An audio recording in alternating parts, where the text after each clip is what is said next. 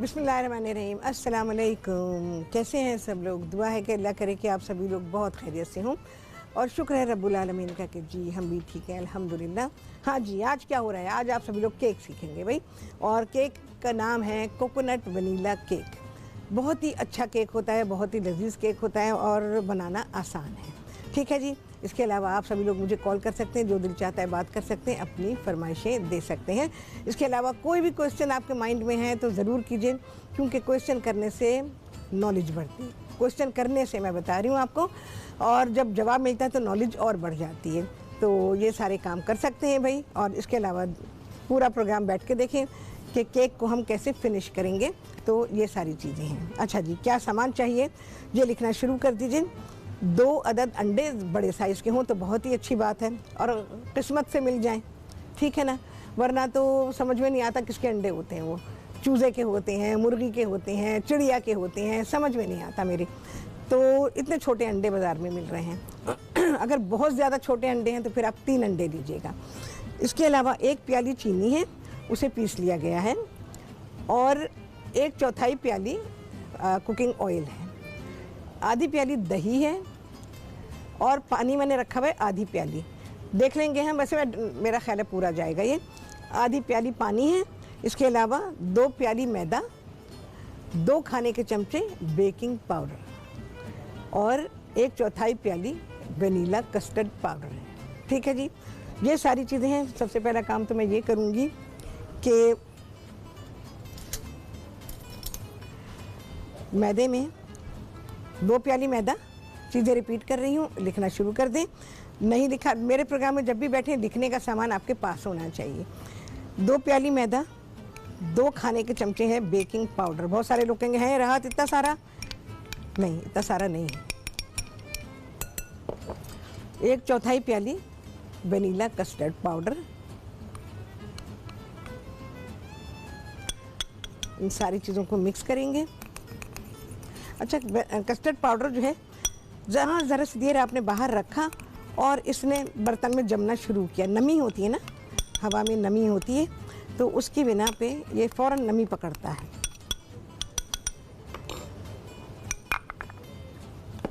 अस्मा जी लाहौर से, उनसे करेंगे बात। अस्सलाम वालेकुम जी अस्मा। कैसे हैं शेफ राहत? अल्हम्दुलिल्लाह, आप सुनाएं? ठीक ठाक शेफ राहत। मैंने वही सवाल है आपसे। हाँ, तवा किस टाइप का लेना चाहिए? हमने नॉन स्टिक लिया था, वो बीच में खराब हो गया, और आप अब तक कहती हैं किस तरह इस्तेमाल करनी चाहिए। ठीक है, अभी बताती हूँ ये बात बताइए कौन सा लेना चाहिए। और ये बात बताएं राहत कि ओवन में बर्तन अच्छा रहता है? हम प्लास्टिक के बर्तन में इस्तेमाल करते रहते हैं तो उसमें बुलबुले से बन जाते हैं, बबल से। ये 2 बातें जरा अच्छा, मैं अपनी टीम से कहती हूँ ज़रा सुनते रहिए वो क्वेश्चन क्या कर रही हैं, क्योंकि कुछ चीज़ें मुझे समझ में नहीं आई हैं तो मैं इन लोगों से पूछूंगी। हाँ बोलें अस्मा। है कि ओवन बर्तन रखना चाहिए। ठीक है, इलेक्ट्रिक और गैस के ओवन की बात कर रही हैं ना आप? और दूसरा तवे का पूछना है कि तवा किस टाइप का लेना चाहिए? हमने नॉन स्टिक लिया था तो ठीक है, ठीक है। हाँ, आप बताएं कि कौन सा लूं? आप बेहतर है, तो मैं अभी रिप्लाई कर देती हूँ। अच्छा, अवन जो आप पूछ रहे हैं, आप माइक्रोवेव का पूछ रही हैं या आप गैस इलेक्ट्रिक का पूछ रही हैं? अवन कौन सा अस्मा? चले मैं दोनों का रिप्लाई करती हूँ आपको, ठीक है। अच्छा, मैं ज़रा सी रेसिपी बता दूँ, उसके बाद फिर मैं इंशाल्लाह आपके सवालों का रिप्लाई करती हूँ। 2 अदद अंडे हैं,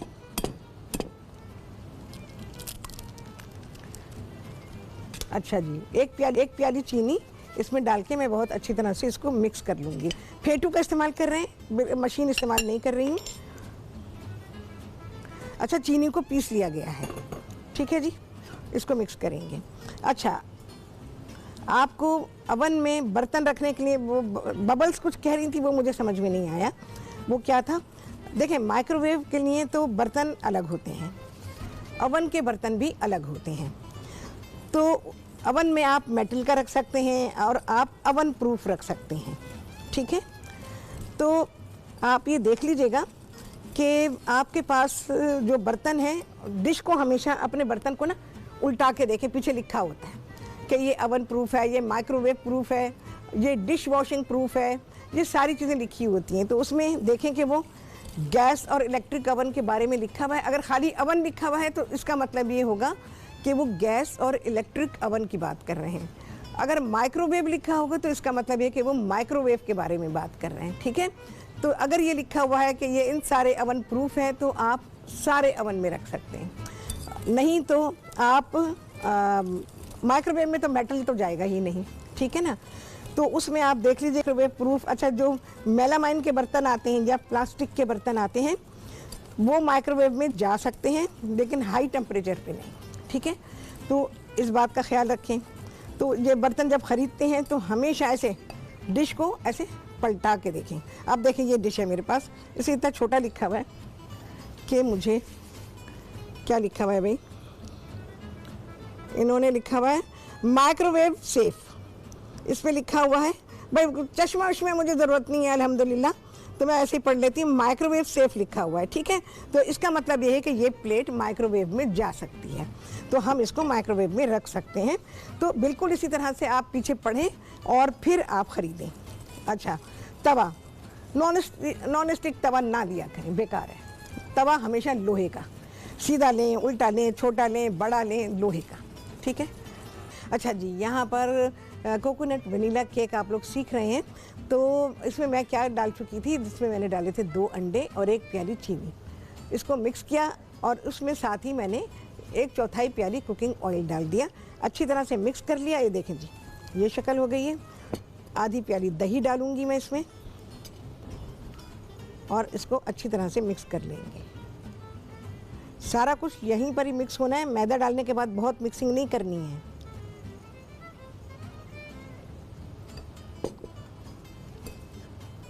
सब चीज़ें अच्छी तरह से निकाल लें।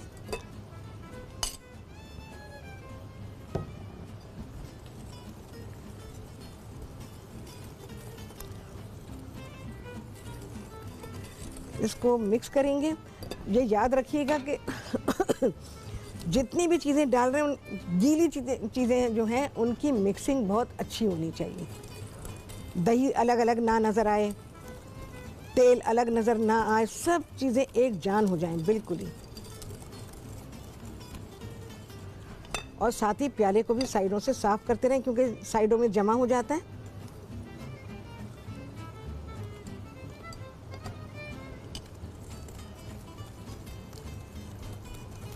अच्छा, मशीन इस्तेमाल नहीं कर रही हूँ तो भाई आपके लिए आसानी है कि आप आराम के साथ इन चीज़ों को मिक्स करें। अच्छा, इनको मिक्स कर लेंगे ज़्यादा कोई मसला नहीं आएगा।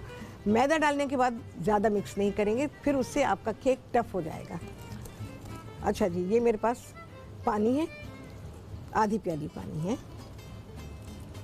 थोड़ा थोड़ा करके मिक्स करें क्योंकि जैसे जैसे पतला होता जाएगा मिक्सिंग मुश्किल होती जाएगी। पतला होगा तो मिक्सिंग मुश्किल होगी।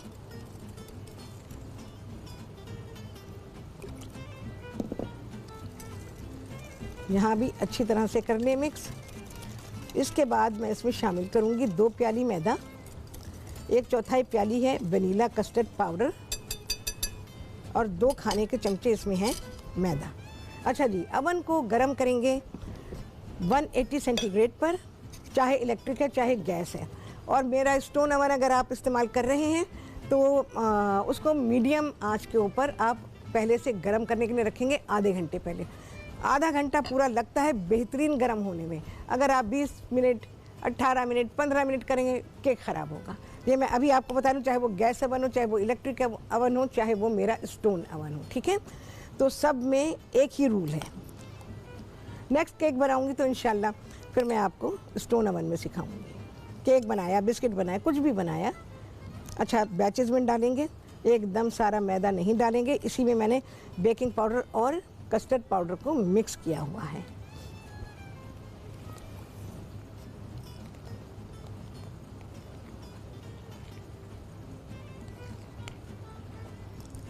जब ये मिक्स होगा तो फेंटू इस्तेमाल किया जा सकता है, अभी ना कीजिएगा, वो गोला बन के उसके जो तार हैं उनमें फंस जाता है। कहाँ करेंगे ये देखेंगे भाई हम।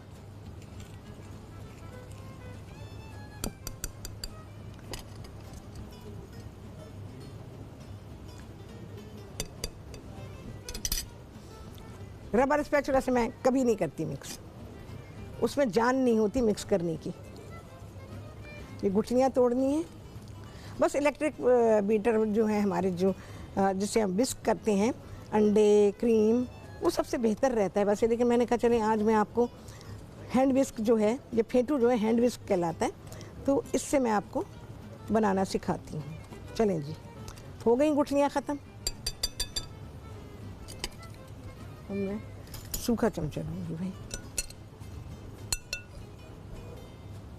सारा मैदा एक साथ बिल्कुल न डालिएगा, आप फंस जाएंगे, फिर मुश्किल हो जाएगी। 3 बैचेस में डालूंगी मैं इसे।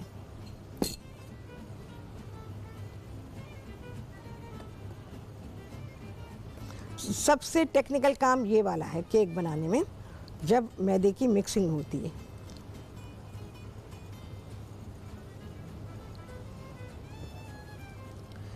जो लोग हैंड विस्क इस्तेमाल करते हैं वो ओवर बीटिंग कर लेते हैं, जिसकी वजह से केक ख़राब होते हैं। देख रहे हैं मैं कैसे इसको मिक्स कर रही हूँ, बहुत टेक्निकली कर रही हूँ।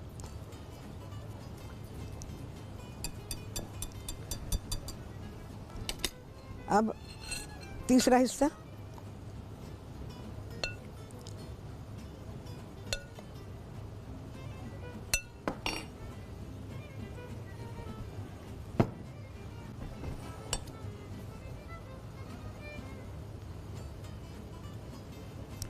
ये मैं बहुत हल्के हाथ से कर रही हूँ।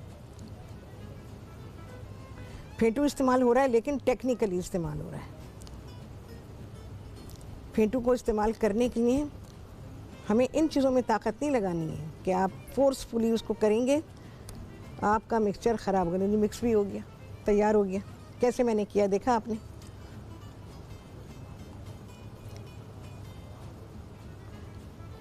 चलिए जी, बस गुठलियाँ हो गई हैं ख़त्म। ये देखें जी, आपको नज़र आ रहा होगा, ठीक है, ऐसा होना चाहिए बैटर। ये देखें, स्पून से दिखाती हूँ मैं आपको।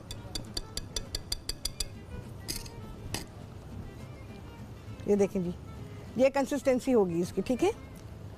केक टिन तैयार करेंगे। 8 इंच का गोल्ड पैन मैं इस्तेमाल कर रही हूँ। उसे मैंने ग्रीस किया, लाइन किया, यानी मैंने पेपर लगाया। लाइन किया मीन्स पेपर लगाया मैंने, उसमें ऑयल लगाया था, पेपर लगाया। ये देखें, ठीक है। प्री हीटेड अवन है हमारा पहले से, यानी गरम है। अवन आपका हमेशा पहले से गर्म होना चाहिए जब भी केक बिस्किट वगैरह बनाते। ब्रेड में ये होता है कि जब हम प्रूविंग कर रहे होते हैं उसकी, तो फिर हम उसको ऑन कर सकते हैं उस दौरान में।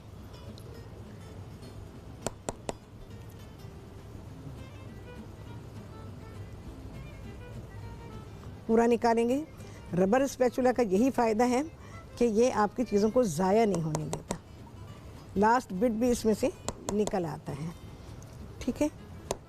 ये जाएगा प्री हीटेड अवन में बेक होने के लिए। बेकिंग टाइम इसका है 30 से 35 मिनट। हर अवन में 5-6 मिनट का डिफरेंस ज़रूर होता है, तो वो इसमें भी होगा। चलिए जी, डन। अच्छा जी, अब हर तरफ से बराबर कर दें। और केक को जब भी हम बटर केक वगैरह बनाते हैं, दूसरे केक्स में नहीं, स्पंज वगैरह में नहीं करेंगे, बटर केक या ऑयल केक बनाते हैं, तो बस आपने 1-2 बार कर दें, क्योंकि बबल्स बन रहे हैं तो हमने उसको ब्रेक करना है। लोग क्या करते हैं, मैंने तो एक साहब को देखा, उठाया उन्होंने, नीचे पटक दिया, ओए होए, छत से वो ज़मीन पे फेंक रहे थे। कभी भी नहीं करना चाहिए। ये देखिए, ठीक है, 2-3 बबल्स आए थे, वो ब्रेक हो गए। अब जा रहे हैं ये अवन में। अच्छा जी, ये बेक्ड केक हमारे पास ऑलरेडी है। इसका पेपर मैं निकाल दूँ। ये मैंने अपसाइड डाउन किया हुआ है।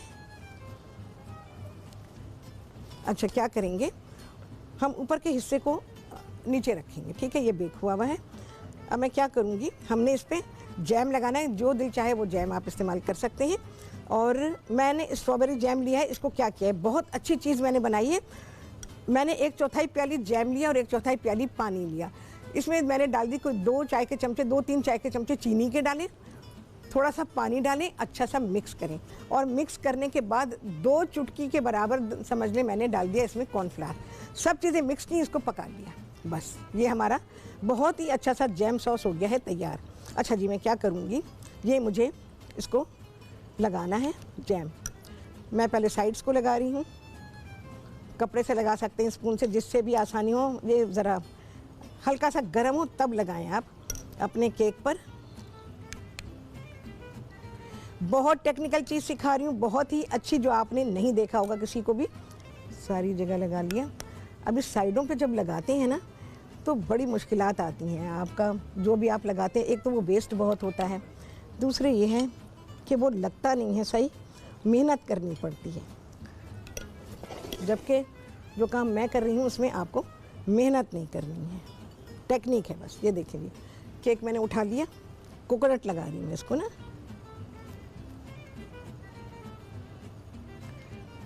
कितनी सफाई से बिना वेस्ट हुए हुए कोकोनट लग गया पूरे केक पे, देखिए जी। ठीक है, फिर अपसाइड डाउन करूँगी।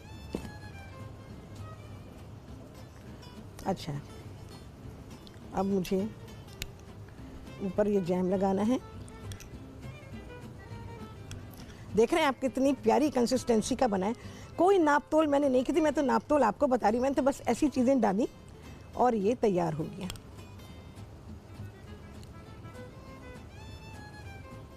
सफाई से काम करेंगे, जो हमने कोकोनट लगाया उसके ऊपर नहीं आना चाहिए।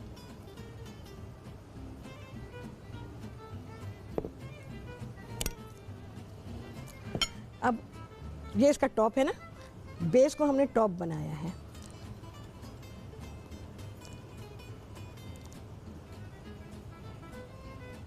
डेसिकेटेड कोकोनट मैं इसमें इस्तेमाल कर रही हूँ।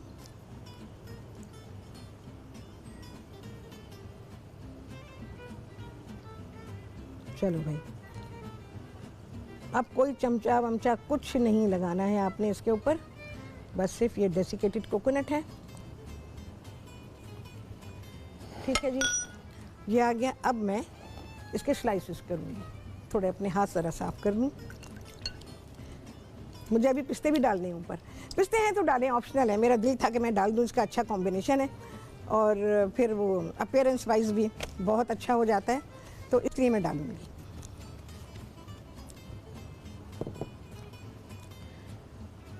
रफली चॉप्ड पिस्ते हैं भाई, थोड़े से पिस्ते रखे थे तो हमने इस्तेमाल कर दिए। बहुत अच्छा इस्तेमाल हो गया है रखे हुए पिस्तों के साथ।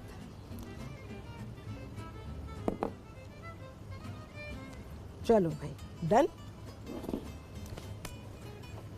इस टाइप से कर लेते हैं।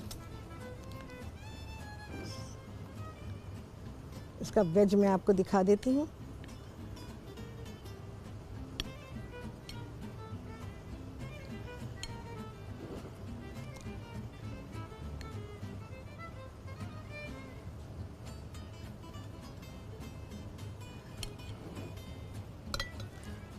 इसे मैं सर्व करूंगी कॉफ़ी के साथ।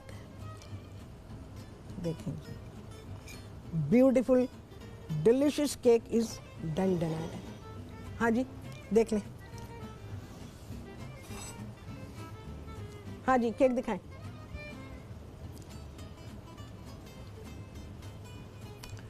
ठीक है जी, यहाँ देखें ताकि आपको इसकी साइड्स भी नज़र आए। और चाहे तो जैसे ऊपर से थोड़ा सा उठ जाता है ना केक, अक्सर उठ जाता है, इसका रीज़न भी मैं बताऊंगी क्या होता है नेक्स्ट टाइम इंशाल्लाह।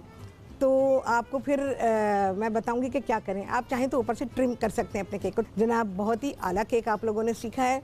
पूरा टाइम दीजिएगा उसका बेकिंग का, ज़रूर चेक करेंगे वो वेल बेक्ड हो गया है कि नहीं हो गया है। ये सारी चीज़ें बहुत ज़रूरी होती हैं। और कॉफ़ी के साथ मैंने इसको सर्व किया है, मेरी पसंदीदा ब्लैक कॉफ़ी। कॉफ़ी में मैं ना चीनी डालूँ ना दूध डालूँ, मैं ऐसे पीती हूँ। मुझे बिटर कॉफ़ी बहुत पसंद है। तो जब आप मीठा खाते हैं, अगर कुछ लोगों को मेरे जैसा टेस्ट है, वैसे बहुत कम लोग मिलेंगे आपको ऐसे जो बिटर कॉफ़ी पीते हैं और उसके साथ कुछ मीठा खाते हैं। इसके साथ डोनट हो, कोई सी पेस्ट्री हो, स्वीट पेस्ट्री, और इसके अलावा कोई सा केक हो अच्छा सा ग्लेज्ड। मुझे ग्लेज्ड केक्स पसंद है, बाकी मैं कोई केक पसंद नहीं करती। फॉन्डांट केक तो मुझे इतने बुरे लगते हैं कि मैं आपको क्या बताऊँ। फॉन्डांट का काम बिल्कुल करती हूँ, बेहतरीन करती हूँ, अल्हम्दुलिल्लाह। काम करके दे सकती हूँ, खाती नहीं हूँ मैं, बिल्कुल भी नहीं, क्योंकि वो सिवाय चीनी की और कुछ भी नहीं है। तो ग्लेज़ जो है सबसे बेहतरीन आइसिंग होती है, हमेशा पसंद की जाती है। तो मोस्टली आप देखते हो कि मैं ग्लेज्ड बनाती हूँ और उससे आपका केक मॉइस्ट रहता है। अभी जो मैंने किया है, इसमें मैंने स्ट्रॉबेरी जैम लगाया। आपके पास जो भी जैम है जो भी आपने बना के रखा हुआ है या बाज़ार से ख़रीदा हुआ है वो इस्तेमाल करें। इसके अलावा मैंने जैम बनाना बताया हुआ है। कोई भी फ्रूट आपके घर में रखा, इवन एक एप्पल भी रखा हुआ है ना, उससे भी जैम बना लें और अपने केक पे लगा दें। ठीक है ना। इतनी छोटी सी चीज़ मैंने आपको, बहुत बड़ी है ये चीज़ बताई, छोटी है लेकिन है बहुत बड़ी कि जी एक सेब भी रखा हुआ है तो उसको चीनी डाल के, ज़रा सा पानी डाल के आप उसको पका लें, थोड़ा लेमन जूस डालें और आपके केक की टॉपिंग और जो साइड्स में हमने लगाया वो सब तैयार हो जाएगा। साइड्स में मैंने लगाना सिखाया, चाहे आप नट्स लगाएं, चाहे आप क्रम्स लगाएं, क्रम कोट करें इसको, चाहे आप कुछ भी लगाएं। जब आपने देखा होगा लोग अपनी टर्न टेबल पर इसको रखते हैं और ऐसे फेंक फेंक के लगाते हैं, कितना वेस्ट होता है। और कितनी अच्छी मैंने टेक्निक आपको बताई है कि आप इस तरह से साइडों पे लगाएं। चलिए जी, आ गया है छुट्टी दा टाइम, कितने लगे चांद आप सभी गिनेंगे। आपसे होने वाली मुलाकात अगले प्रोग्राम में बहुत ही आला रेसिपी के साथ इंशाअल्लाह। अल्लाह हाफ़िज़।